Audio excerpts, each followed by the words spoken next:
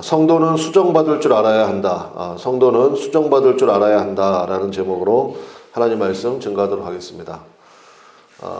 요즘 이제 TV나 뉴스 보면 참 학교 교육이 문제다.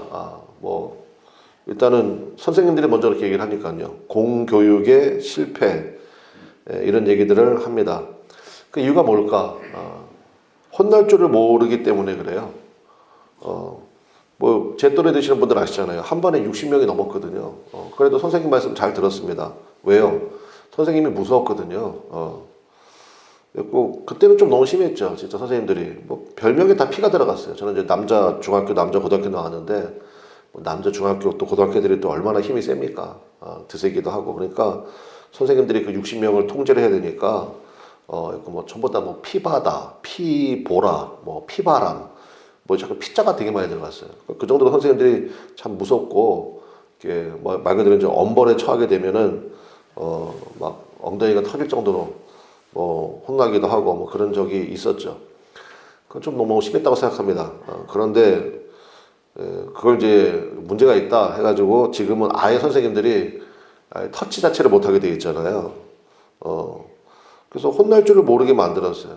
그러니까 요즘 TV 보면은 학생이 교사를 폭행하죠. 학생이 교사를 폭행하고.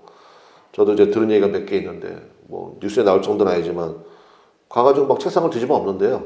누가요? 학생이. 발로 막 책상 차고, 선생님에 대해서 막 함부로 욕하고, 집어던지고, 그런 일은 비일비재하다.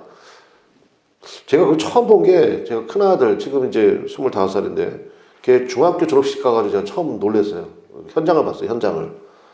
이야, 이거 이래도 되는 거예요, 지금? 학교가 왜 이래? 너무너무 그때 놀랐거든요.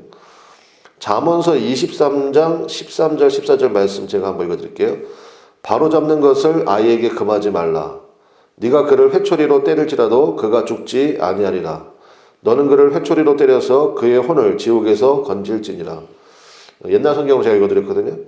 되게 뭐라고 그럴까요? 되게 직설적으로 좀 이렇게 번역이 되어 있는 것 같아서 안 죽는데요. 회초리로 때려도 잘 됐다. 오늘부터 잠언서 23장 13절 말씀을 근거로 이제 너는 이제 메타작이다. 그러면 돼요, 안 돼요? 그것도 아니야. 그러니까 뭐냐? 무조건 매를 대라는 것이 아니에요. 근데 그건 있는 것 같아요. 잠언서 말씀에 이런 말씀도 있거든요. 있고 또 아이에게 상처 입히지 말라는 얘기도 있어요. 그러니까 케이스 바이 케이스예요. 그럼에도 불구하고 저는 치리 받을 줄은 알아야 된다. 그거는 틀림없는 사실이라고 생각합니다. 또 그래야 되고요. 교회하고 성당을 비교를 좀 할 수가 있을 것 같은데요. 이 카톨릭 성당은 직제가 하나잖아요. 하나라 가지고 예를 들어서 목사, 카톨릭은 신부라고 그러잖아요. 신부가 엉망진창이야. 그럼 어떻게 되냐? 그거 치리 받아요. 왜 목회를 그딴 식으로 하냐? 그래가지고 목회 금지, 설교 금지 이런 거 시킨다고요. 그리고 이제 딴 데로 옮겨버리고 그다음에 진짜 혼자 가서 기도하면 되잖아요. 그런데 이제 집어넣어 버려요. 사목이라고 부르더라고요. 거기는 사목 금지. 제일 무서운 게 성찬 분배 금지. 이거는 카톨릭 신부들한테 진짜 완전히 사형 선고 같은 거거든요. 그렇게 보고가 들어간다고요. 그래서 당연히 신부들 통제 받습니다. 함부로 할 수 없어요. 성당 다니는 분들도 마찬가지죠.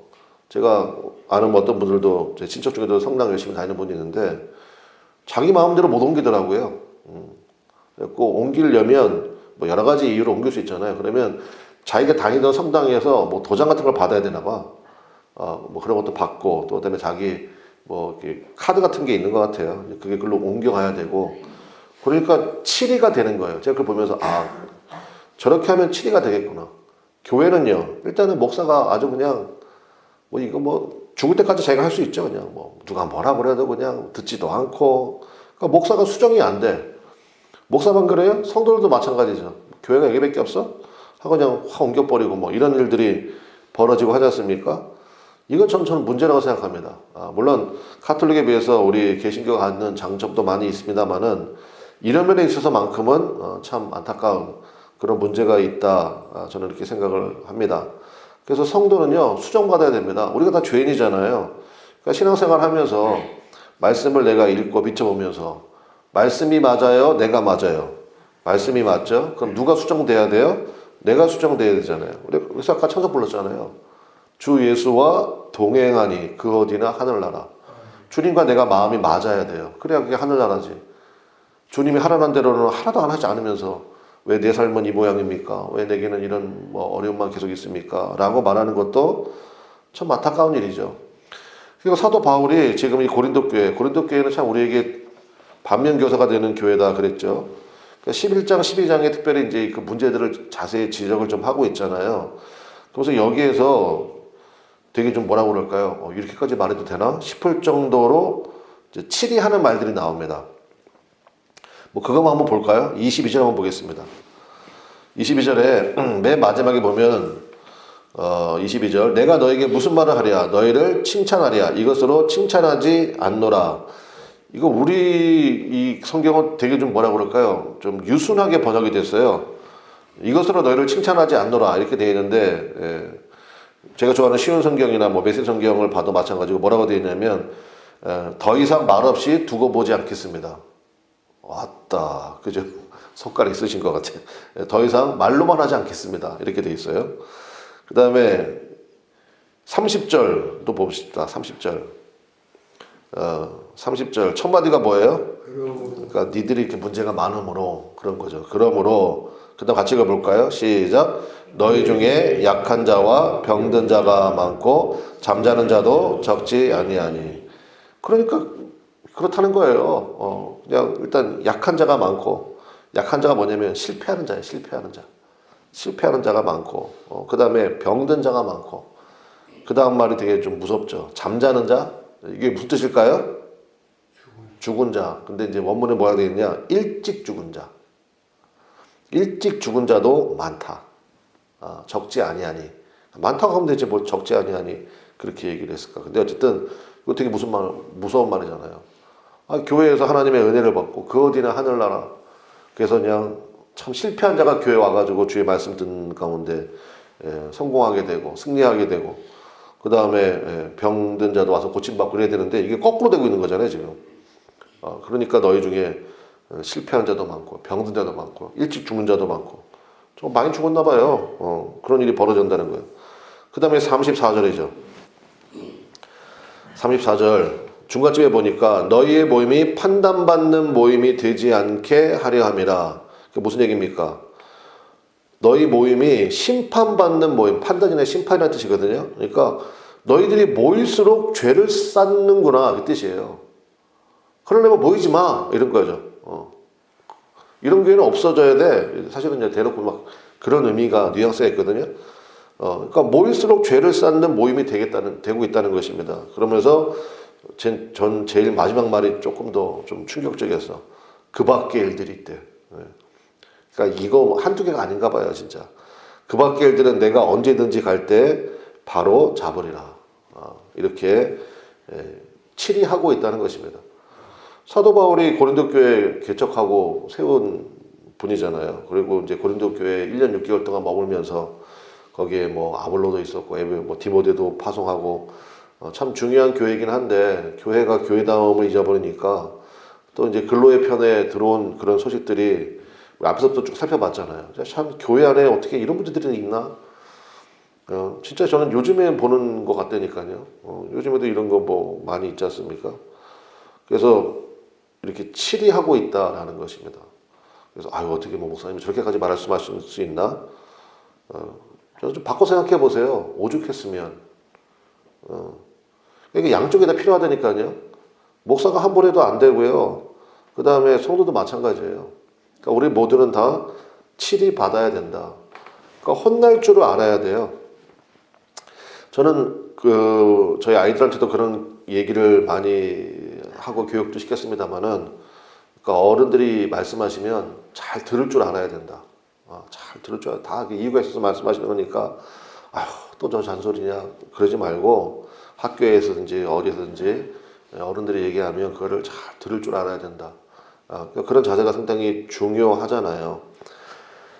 그래서 이제 그럼 뭐 한번 해결 방법 치리만 하고 뭐 문제만 지적하고 어떻게 해야 된다는 것을 얘기 안 하면 그런 문제가 있지 않습니까? 그래서 그 해결 방법이 이제 특별히 여기 나오는 것은 성만찬의 문제잖아요. 그 당시에 성만찬은 뭐라 그랬습니까? 공동 식사라 그랬죠. 각자가 음식을 가져온다고요. 그리고 이제 하나님 앞에 예배 드리고, 예배라는 게 뭐예요? 뭐 찬양이 있고 기도가 있고 말씀이 있으면 예배잖아요. 그 당시에는 이제 뭐 교회를 짓는 게 아니니까 좀 규모가 있는 집에 모였다고요. 좀 큰 집에 모였겠지. 거기 모여가지고 하나님 찬송하고 말씀 듣고 예수님 생각하고 그다음에 같이 기도할 일 있으면 기도하고 그다음에 공동 식사. 여기까지가 예배예요. 그러니까 우리도 마찬가지야. 축도만 끝나고 가면 안 된다고요. 공동 식사 거기까지가 예배라고요. 같이 밥 먹으면서 얘기하고 서로의 눈도 좀 바라보고 형편도 좀 얘기 듣고 같이 기도할 거 있으면 기도하고 거기까지가 예배거든요. 이런 것도 우리가 배워야 되는 거예요. 그러면서 이제 이 성만찬에 있어서 문제가 생겼다는 것입니다. 왜냐하면 자기가 음식 가지고 왔잖아요. 그러다 보니까 자랑하려고 가져온 거야. 남에게 나누려고 가져온 게 아니라 딱 지가 먹을 것만큼만 딱 싸가지고 와. 맛있는 걸로. 그리고 끝나자마자 지가 갖다 먹는 거예요. 그리고 막 술도 진짜 먹었나 봐. 그러니까 막 취해서 막 헛소리 하기 시작하고. 근데 가난한 사람들 있잖아요. 정말 밥 한 공기만 가져온 사람들. 그거 먹고 간다는 거예요. 이게 무슨 교회냐는 거예요. 이러려면 아예 그냥 모이지 말라고 그러고. 그리고 막 아까 치리하는 일들 우리 살펴봤잖아요. 그래서 정답을 얘기해 줍니다.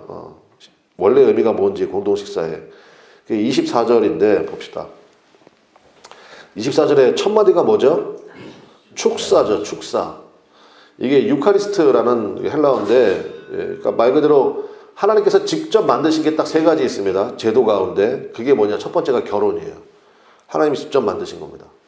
두 번째가 뭐냐면 교회예요. 세 번째가 축사입니다. 축사가 우리가 축도라고 부르는 거 있잖아요. 이 세 가지가 하나님께서 직접 명령하시고 만드신 그런 제도이며 또한 우리 가운데 주시는 귀한 은혜 또 관계거든요. 그래서 우리 쭉 뭐 이 내용은 우리들 한 달에 한 번씩 성찬식 할 때마다 우리가 이거 말씀 묵상하잖아요. 그러니까 한마디로 얘기하면 뭐냐? 예수님을 먹는다는 거예요. 공동 식사라는 게 그냥 자기가 해온 거 먹는 게 아니라 주님과 하나됨을 기억하는 매우 중요한 그러한 예식 가운데 하나라는 것입니다. 예배의 순서 가운데 하나라는 거예요. 그러니까 주님과의 하나됨을 기억하는 것. 이게 공동 식사의 본래 의미다라는 거죠. 그래서 25절 보겠습니다. 25절에 식후에 또한 그와 같이 잔을 가지시고 이르시되 그 다음 같이 가보겠습니다. 이 잔은부터 시작.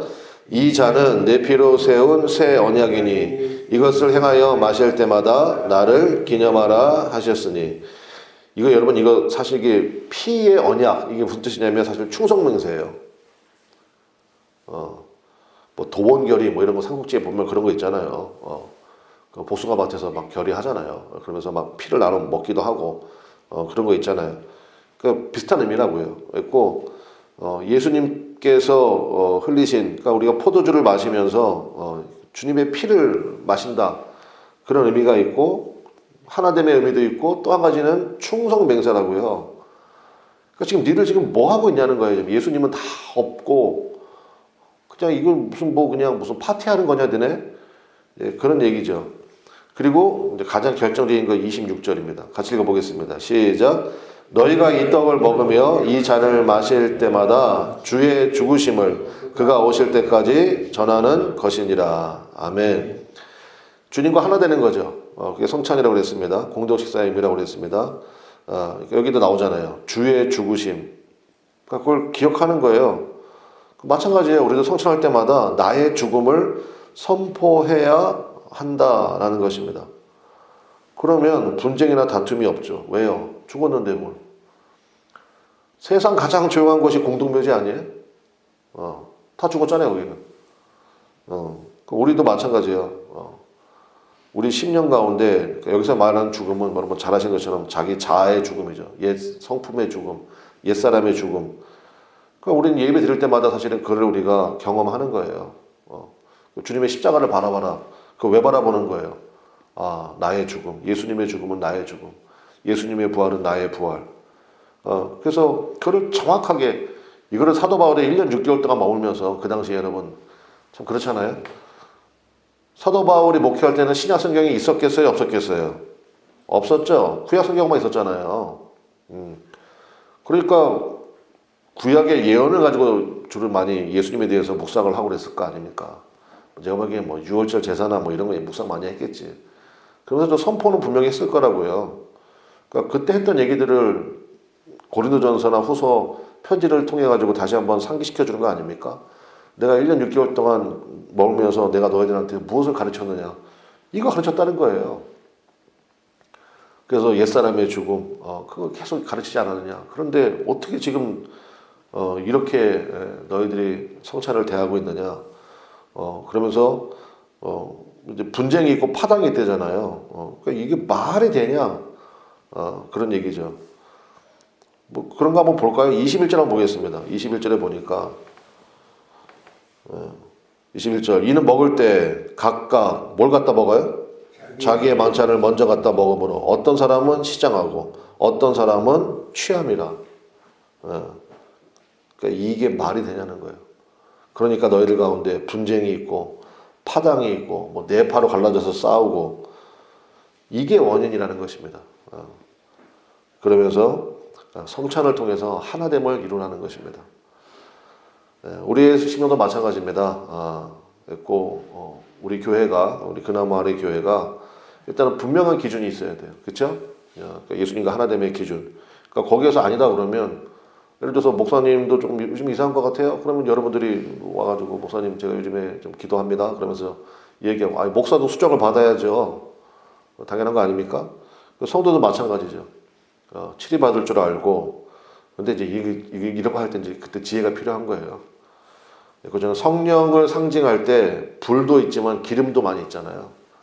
그래서 기름이 있어야 이게 뭐라 그럴까요? 이게 막 잡음 없이 참 부드럽게 그런 게 잘 흘러가거든요. 그러니까 그거 위해서 기도해 주십시오. 그러니까 그렇게 해서 치리받고 수정받고 하는 것 그것이 그게 교회죠. 그럴 때 주님과의 하나됨이 더 강력해진다라는 것입니다. 그러니까 사도 바울이 얼마나 걱정이 되면 뭐 이렇게까지 뭐 이런 표현이 어떨지 모르겠지만 저는 이거 읽으면서 그런 생각이 좀 들었거든요. 반협박 같아. 그렇잖아요. 이것으로 내가 더 이상 말없이 두고 보지 않겠다. 그 다음에 그러니까 교회 안에 실패한 사람도 많고 일찍 죽는 사람도 많고 이렇게 모일 거면 차라리 모이지 마. 막 이런 얘기도 하고 그 밖의 일들은 내가 언제든지 갈 때 가서 바로 잡겠다. 그럼 사도 바울 목사님 이제 오신다 그러면 얼마나 무서울까? 저는 그런 생각이 좀 들었어. 그리고 우리도 마찬가지라고요. 주님께서 그나마을의 교회를 보실 때 그럴 거면 모이지 마. 그렇게 말씀하실지 아니면 참 격려한다. 잘하고 있다. 이렇게 말씀하실지 그거 우리가 항상 생각해 봐야 되는 거 아니에요? 그러니까 말씀을 통해서 우리가 수정받아야 된다고요. 수정받고 또 고칠 거 있으면 고침받고 그러니까 누가 좀 뭐라고 하면 좀 들을 줄도 알아야 돼요. 들을 줄 알고 이게 나한테 좀 문제가 있구나. 그럼 그걸 고쳐나가고 뭐 그런 거 갖고 기도하는 거 아닙니까? 그래서 정말 주님이 기뻐하시는 그러한 모습으로 우리가 예수님 닮아가야 되잖아요. 그리고 사도 바울이 그래서 그런 얘기 많이 하는 것 같아요. 나를 본받는 자가 되라고. 다른 교회에서는 별로 그런 얘기 안 하는데 고린도 교회에서는 그런 얘기 좀 많이 하는 것 같습니다. 우리가 그 정도까지 수준은 아닐지라도 예수님 바라보고 수정해 가고 또 고침받고 그래서 주님이 가장 기뻐하는 믿음의 모습을 이뤄가는 우리 교회와 성도들 다 되시기를 주님의 이름으로 간절히 축원합니다. 기도하겠습니다. 우리 주여 한번 부르고 하나님 그 힘을 회복하는 우리 교회 되게 하시고 주님께서 우리 그나마을의 교회를 보실 때 또 여러분을 보실 때 참 잘하고 있다. 내가 너를 기뻐한다. 그런 말을 계속 들을 수 있는 우리 교회와 성도 되게 해달라고 저를 위해서도 기도 많이 해주시기를 바랍니다. 그래서 끝까지 오직 주님만 바라보고 우리가 주님 앞에 옳다함 인정받는 게 제일 중요하잖아요. 그런 교회 되기 원하고 진리가 확고히 서는 교회 되게 하옵소서. 우리 기도하면 좋겠습니다. 다 같이 주여 한번 부르고 통성으로 기도하겠습니다. 주여 하나님 아버지 주의 말씀을 기억하고 하나님 아버지 주님께서 기뻐하시는 교회 되어지기를 원합니다.